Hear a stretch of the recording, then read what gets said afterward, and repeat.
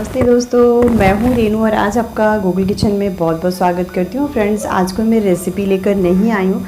आज मैं लेकर आई हूँ तीज की तैयारी हमें कैसे करनी है और मैं अपनी तीज की तैयारी कैसे करती हूँ, ये मैं आप लोगों को आज दिखाने वाली हूँ। और फ्रेंड्स, मुझे तीज का त्यौहार में 13 साल हो गए मुझे रहते हुए। मेरी जब शादी हुई थी तब भी मैंने तीज का त्यौहार उठा लिया था और तब से अभी तक मैं कर रही हूँ। और सबको, ये जितनी भी सुहागन औरतें हैं, ये तीज का त्यौहार उन सभी को करना चाहिए। ये पति के लिए व्रत होता है और घर में सुख शांति समृद्धि आए, इसके लिए व्रत हमें ज़रूर करना चाहिए। और इसमें माता रानी जो हमारी गौरी मैया हैं और हमारे प्रभु जो शंकर भगवान जी हैं, इनकी पूजा होती है और साथ में गणपति बप्पा की भी पूजा होती है। तो मैं तीज की पूजा के लिए क्या क्या तैयारियां मैंने की हैं, ये सारी आज मैं अपने ब्लॉग में बताने वाली हूँ। और हर गुरुवार को मेरा ब्लॉग आता है, तो ब्लॉग देखना बिल्कुल ना भूलें। और वीडियो अच्छी लगे तो प्लीज़ वीडियो को लाइक कीजिए और चैनल को सब्सक्राइब कीजिए, बेल आइकन प्रेस कीजिए और ऑल पे करके ज़रूर क्लिक कीजिए मेरी सारी वीडियो देखने के लिए। और कुकिंग से रिलेटेड आपका कोई भी क्वेश्चन हो तो आप मुझे इंस्टाग्राम पे फॉलो कर सकते हैं और वहाँ पे मैं आपके सारे सवालों के जवाब दूँगी। और इंस्टाग्राम का लिंक डिस्क्रिप्शन बॉक्स में है, तो आप वहाँ से ज़रूर चेक कर लीजिए।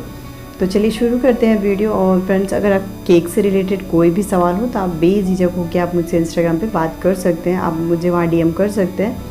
तो चलिए शुरू करते हैं और देखते हैं कि मैंने तीज की तैयारी के लिए क्या क्या लिया है। हर जगह अलग अलग शहर, अलग अलग प्रांत, अलग अलग देश में अलग अलग तरीक़ों से मनाया जाता है ये तीज का त्यौहार। और मैं जहाँ रहती हूँ वहाँ पर जिस तरह से मनाया जाता है मैं वो विधि बता रही हूँ, और आपके यहाँ जैसे होता है वैसे ही कीजिए। हर जगह ससुराल में सबके अलग अलग तरह से तीज मनाया जाता है। ये फ्रेंड्स, तीज के त्यौहार के लिए हमें सबसे पहले तो ये जान लेना है कि हमें नए कपड़े ही पहनने होते हैं।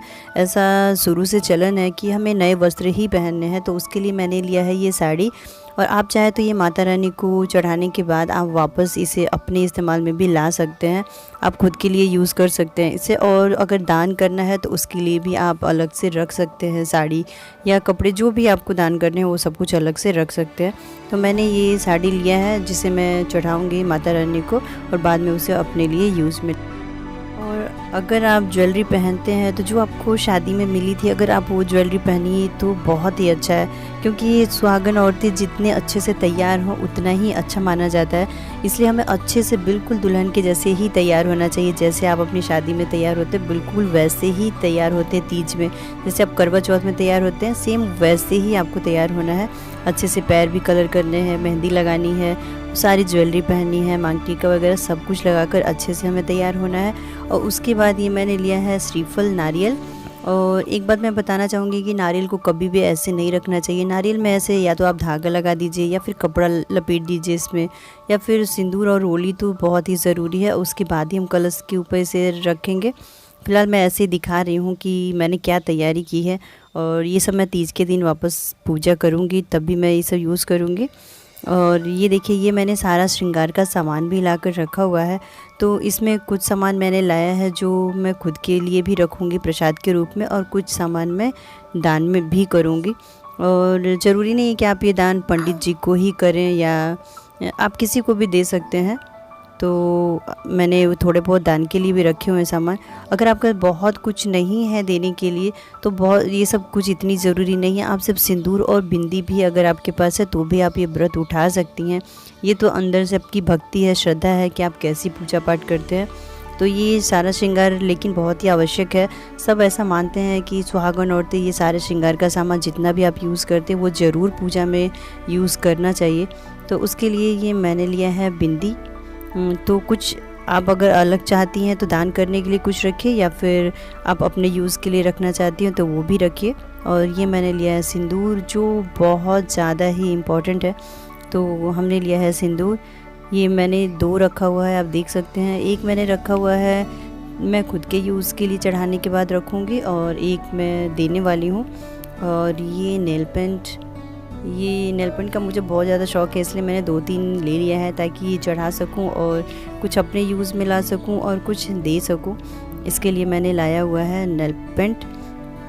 और आप कुछ भी ले सकते हैं। आप ये आलता वगैरह ये सब भी बहुत ही ज़रूरी है, जो पैर में कलर करते हैं ना आलता, वो और मेहंदी, ये सब तो बहुत ही ज़रूरी है। तो ये सब चीज़ें आप ज़रूर लेकर आइए। मुझे अभी आलता मिला नहीं था इसलिए मैंने नहीं लाया। और ये लिया है मैंने मेहंदी, तो इसे भी मैं प्रसाद के रूप में चढ़ाने के बाद वापस इसे लगाऊंगी। और ये सिंदूर, और ये लिया है मैंने छोटा सा फेस वॉश। ये मैंने छोटी छोटी ही चीज़ें ली हैं। और ये लिया है मैंने परफ्यूम, ये भी मुझे बहुत अच्छी लगी पैकेट, इसलिए मैं इसे ले ली।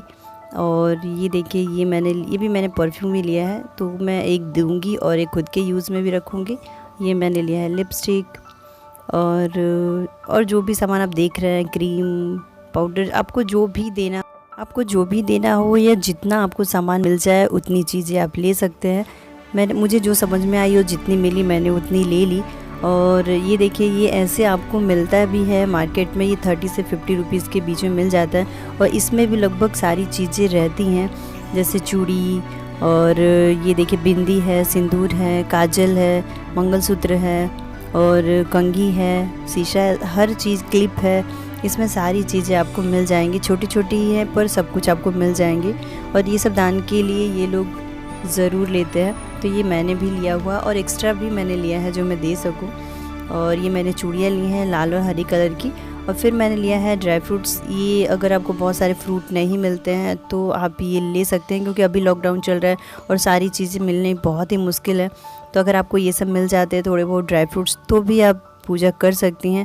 और ये मैंने लिया है पान के पत्ते, ये जो बहुत ही ज़रूरी है, पान के पत्ते और सुपारी जिसे हम कसेली बोलते हैं, वो ये बहुत ही ज़रूरी है। ये देखिए ये मैंने भी बहुत मुश्किल से अभी लॉकडाउन में लिया है।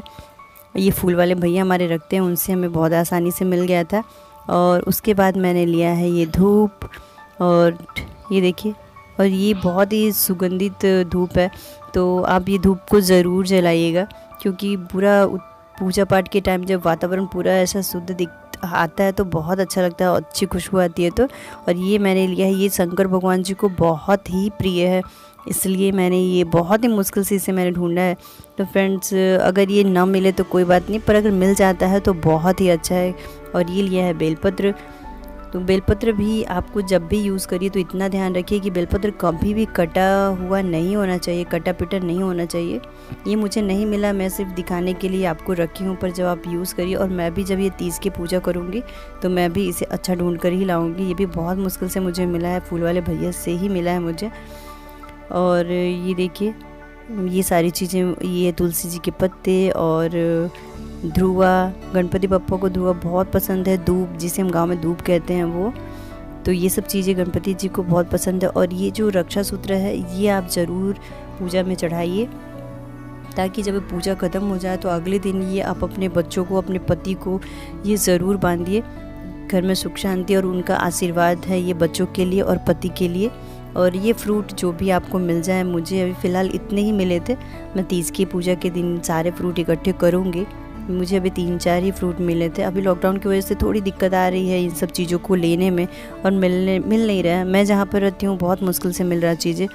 और ये है गंगा जल, मेरे पास ऐसे नहीं था गंगा जल, तो मैं दुकान से ख़रीद कर लाई हूँ। पर अगर मैं कभी अगली टाइम कभी गंगा जी के पास गई तो मैं गंगा जल बहुत ढेर सारा ला कर रखूँगी घर में। और ये मैंने लिया है माला, ये पूजा के टाइम प्रभु जी को चढ़ाने के लिए और माता रानी को चढ़ाने के लिए, तो ये माला मैंने ले लिया है। अगर आपके पास माला नहीं मिलती है तो आप फूल लेकर ही आप खुद से उसे अच्छे से गूँथ कर माला बना सकते हैं।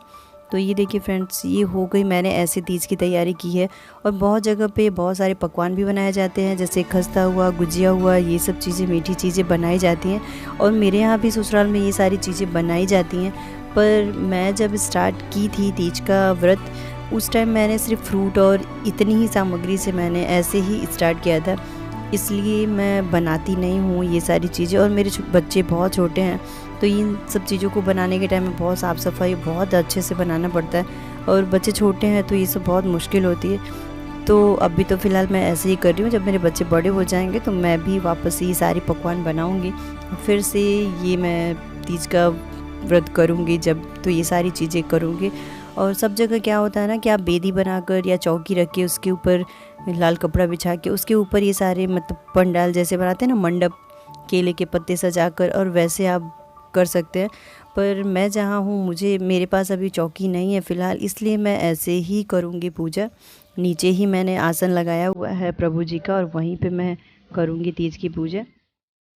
फ्रेंड्स, मेहंदी लगानी बहुत ही ज़रूरी है। तो मुझे बहुत अच्छी तो मेहंदी लगाने नहीं आती है, पर मैंने थोड़ी बहुत कोशिश की और ऐसे मेहंदी मैंने लगाया हुआ है एक हाथ में। अभी एक हाथ में लगाना बाकी है और पैरों में भी लगाना बाकी है। तो आप भी बिल्कुल ऐसी मेहंदी लगाइए और अच्छे से तैयार होइए और तीज का त्यौहार मनाइए।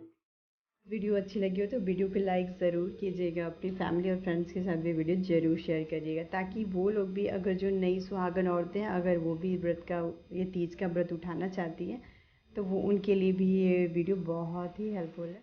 तो